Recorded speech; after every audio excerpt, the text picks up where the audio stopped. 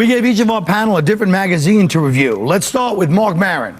Marc, you were assigned Out, a popular gay magazine. What'd you think? Well, I gotta say, this magazine is so gay. I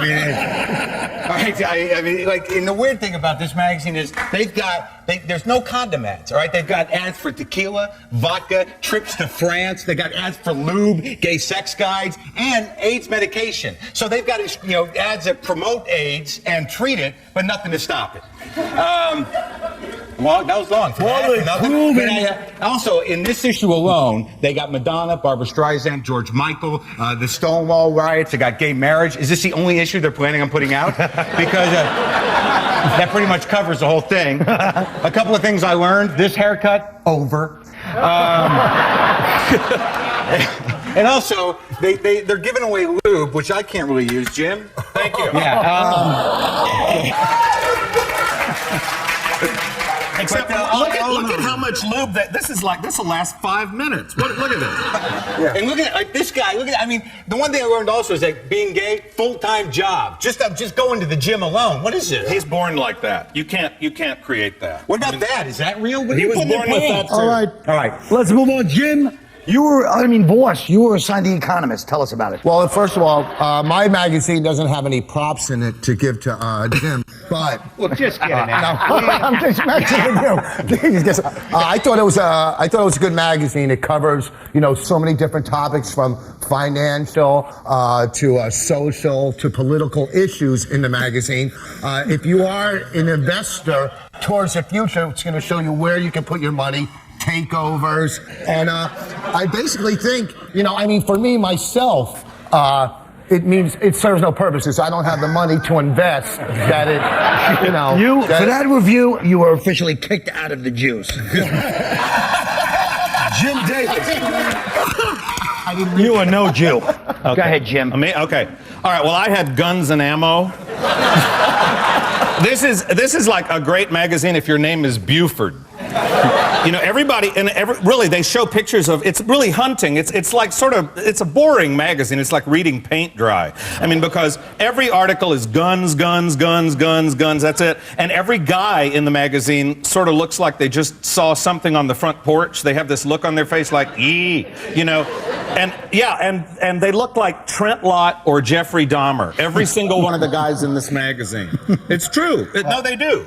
And the only ads in the magazine are cars and guns and chewing tobacco and Viagra. So it's like, go shoot somebody, get in the car, go shoot somebody, then while you're there, chew tobacco and come home and have sex with somebody, You make it sound kind of okay. Yeah. All right, Patton. Well, you got O, right? Yeah, I got Oprah's magazine, and man, I gotta tell you, I really appreciate you assigning me this piece of crap, useless shrine to this idiot. I cannot wait to tear this pointless magazine apart. Completely useless.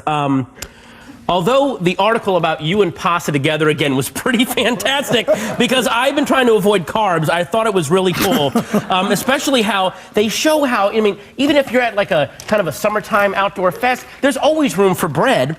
I really love that part. And then some of these shrimp recipes are fantastic. They were so good. I love these. I like that one. Oh, the Dr. Phil column. Shouldn't you have had Out magazine? Oh, no, it's really fantastic. And then also, I'm sorry, hang on. There is an article in here about how you can get this thing here. It's called Painting Outside the Lines, and it's all about how somehow just get. Well, folks, I guess that says it all now.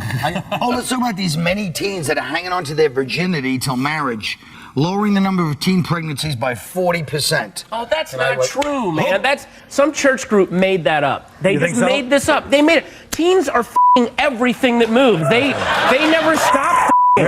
That's why the drug use and crime rates have gone down. Is because they're just getting laid all the time. That's the deal. Also, what does abstinence mean? It means no intercourse. I mean, there's a lot of stuff you can do without having come on, sex. man, but yeah. there's a lot of things you can do. You still have anal.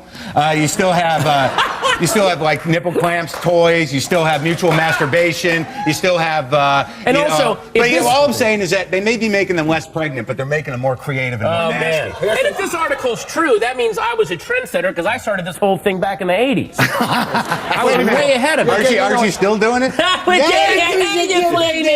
You're getting this wrong. And before I talk about this, I got to admit I didn't read a lot of the magazine. It was really a hard read. We didn't send you the other thing. That was a hard read. Here's the thing. They're not talking about 18 and 19-year-old teens. They're talking about 14 and 15. Right, 13. And it has nothing to do with a campaign or give your kid a ring or do this. It's about how you raise your kids and how you parent your kids. If you showed your kids attention and affection growing up, they're not going to go out to get that negative attention and get knocked up and use sex and drugs. Okay, wow. That's the bottom line. This is it. Hey.